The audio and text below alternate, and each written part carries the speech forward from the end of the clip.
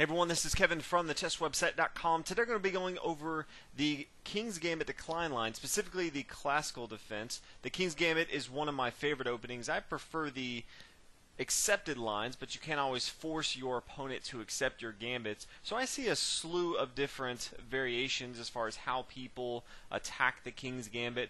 One variation I see every now and then is the classical defense. So I thought I'd make an in-depth video over the classical defense, some of the things they're trying to do, and then what white should do and how they should attack it. Specifically those players that are playing the King's Gambit, because that's usually more of an aggressive player. So that's what this video is going to be about. The King's Gambit, if you're not too familiar with e4, e5, and then pawn to f4. Trying to give up this pawn, looking for the pawn to take here on f4, so that white can get a counterattack. That counterattack is going to be trying to control the center of the board, open up the semi-open file on the f file to try to rain down if white decides to castle on the king side with his rook right here. But the classical defense is very simple, and it's bishop here to c5. Developing one of the minor pieces for black, but it really weighs on white's king side. Right away, it stops white from castling on the king side. Many players, when they see this, they just get really frustrated. Sometimes you may see the knight coming here to c3, getting ready to come to a4, just so it can kind of, move this bishop here along this long diagonal, because they really don't want to have to worry about this bishop keeping them from castling on the king side. Again, so many players just see some of these defenses and they just don't know how to react. After this video, hopefully you'll know exactly how to play against this classical defense.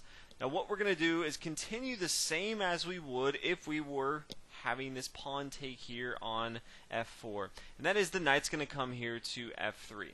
Again, it's attacking the center of the board. It's getting another minor piece involved into the action. But first thing, it really stops us from a trap that I see every now and then from after this bishop coming to c5. Some players will play pawn takes here on e5. This is a critical mistake. The queen can now come down to h4, threatening the pawn has to come here because, if the king comes, it's just going to be checkmate right away. So after the pawn comes to a g3 and the queen comes up here, then it doesn't really matter how white blocks it, but the queen's going to come to h1 and gobble up material. So it's very important for white right away to stop this queen coming here to h4. What better way to do that than to play the normal move that white does in the King's Gambit accepted lines, and that's knight coming here to f3. So from this setup right here, black has a lot of different options. So we're going to go over as many variations that I think that you need to be prepared for white. But we're also going to talk about what black should do, what black shouldn't do, and then hopefully by the end of it you'll have enough knowledge to know, based on your playing style, how you should proceed as white. So in this particular case, black has, again, many ways that he can play. The worst option, I think, is for just the pawn to take here on f4, accepting the gambit just to move later, because this really allows white to control the game. He can play pawn here to d4. It's going to force the bishop to move. Doesn't really matter where it moves. The next move is going to be for this bishop to take here on f4. Even if he tries to come back here to d6, defending this after the pawn moves, then after the bishop takes on f4, this is going to be a very, very dominant game for white. He's controlling the center of the board with both his d and e pawns. He has, his dark square bishop out involved, which sometimes it's very hard for white to do that. He's easily going to be castling on either side of the board, so really, really going to be a strong game for white. But again, there's a lot of options that black has. One of the most common options that you'll see is pawn here to d6. Now, Bobby Fischer, when he refuted the King's Gambit, wrote a whole article about it. He accepted the King's Gambit, and then he played his pawn to d6. It's kind of a waiting move. It does allow, in this particular case, more of a support on this e5. It also allows for this light square bishop to come out, play in this particular game. But it's a very nice defense for black. He does have his dark square bishop outside of the pawn chain, so we can kind of lock it right here. And so this is where we're going to focus a lot of our time, because this is the most common move that you'll see from black. Now from here, there's many ways that white can continue, but we're going to focus on one because I think it's the best. I think it's the easiest to learn, and it gives white the most options to win the game. And that is pawn here to c3. It's a move I don't see very often, but it's very, very important in this particular opening. Now again, we still want the same thing as before. We'd really want black to play pawn takes on f4. It's going to be the same. The pawn pushes forward here to d4, and then the bishop's going to take here on f4. This is going to be critical for white to go on and win, but again, black's probably not going to do that. He does have a lot of other options right here. One option that you may see is the knight coming here to f6. Seems pretty common, getting ready to castle on the king side, developing more of his minor pieces. From here, white's going to continue and just push forward with pawn here to d4. Pawn can no longer take here on f4 because the bishop's going to fall, so that's definitely going to be a bad move. So one thing you may see is just the pawn taking here on d4. The pawn's just going to recapture. The black bishop's going to retreat. It could come back here to b6. Not super common. More than likely, you may see the bishop coming here to b4 check. Very important now not to play knight here to c3. Because of knight here to e4, this is just going to be very, very dangerous as white can no longer take, and he has two attackers here on c3. Much better to go ahead and just defend with bishop here on d2. If he decides to go ahead and take, that's going to be completely fine. The knight can take, and now it's protecting this pawn here on e4. If instead the bishop doesn't take, you might see something pawn here to a5. That's going to be fine. The white pawn can push forward to e5, threatening. You could see an exchange right here, and then this is going to be very good for white as we kind of look at it. So you could even see now the bishop take and the knight take right here. The knight has to move. Bishop can get involved into the game, c4. This is definitely going to be good for white as he controls the center of the board. If we kind of look at how we know a side is doing well, in this particular case, if both sides are equal, white has more pieces developed, and he has both of his pawns here firmly in the center of the board. This is definitely going to be good for white. Another thing that you may see, instead of the pawn taking here on d4, the bishop could just come back here to b6.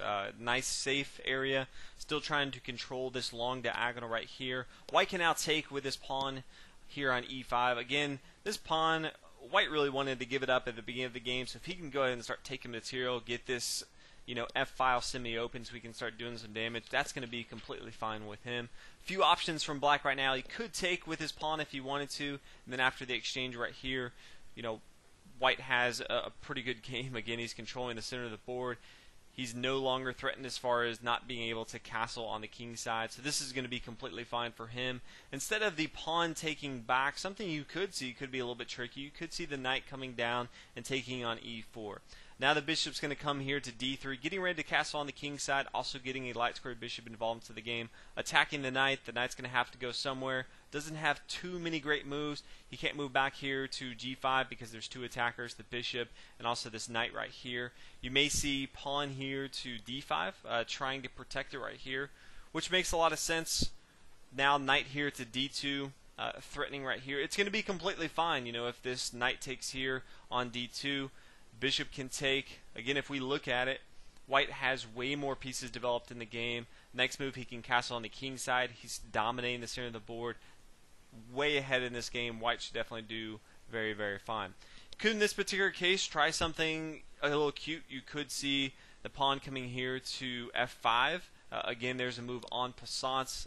If the next move looks kind of weird to you, you can look it up. But the pawn can take here on f6. Few ways for black to take.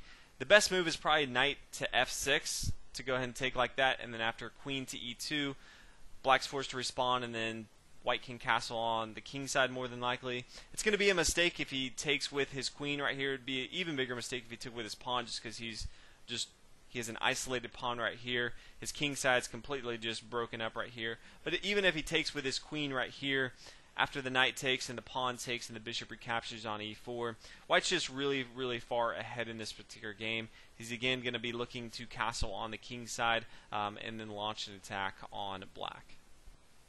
Another move you may see from black is a pretty aggressive counterattack, and it's pawn to f5. Now, if your opponent hasn't played the classical defense very often, usually won't see pawn to f5 just because there's a lot of different tricky ways this can go, and you probably don't want to play something like this. But again, if someone's playing the classical defense, more than likely they're pretty familiar with this type of variation. So I've seen it quite often. So there's about 3 ways that you can attack this. I'm going to kind of go over some of the reasons you shouldn't, and you can kind of decide what you think is best. One option that you have is pawn taking on f5, and again, even if you run this particular case through a chess engine, it may tell you that it's not too bad for white. I'm going to tell you that it's really difficult for white to play in this particular case. Black can now take with his bishop here on f5, and he has a very active game. A lot of what white's trying to do in the King's Gambit attack, you really lose after the bishop takes here on f5, and black now controls the center of the board. You can get some counterplay. Black's not going to control both of his D and E pawn in the center of the board for very long. You can always take with your pawn if you wanted to right here, but it is now going to be more difficult to castle. It's going to be more difficult to get more counterplay. Black now has a very active position. He can get his queen involved. He can play knight to c6, castle on the queen side if he wanted to, or can also castle on the king side and then get his very active rook here on the f-file, which is soon to be a fully open f-file. Another option that white has instead of taking right here is he could take with his pawn here on e5. This just gets completely chaotic because after that pawn takes and the d pawn takes here on e4, then kind of what does white do? Does white retreat his knight? Does he play pawn here to f4? And then both sides decide to go ahead and exchange pieces off the board. It can get pretty chaotic. I think one of the easier ways to play for white, instead of worrying about this pawn here on f4 or on f5, is sticking with the game plan that white already has. He has this pawn here on c3. Reason for that is to play pawn here to d4, to counterattack, control the center of the board, and to make way if he wants to castle on the king side. He wants to kind of block this bishop off from really doing anything. Now there's a few ways that white may encounter black to respond to this. One way would be just the pawn taking here on e4 right here.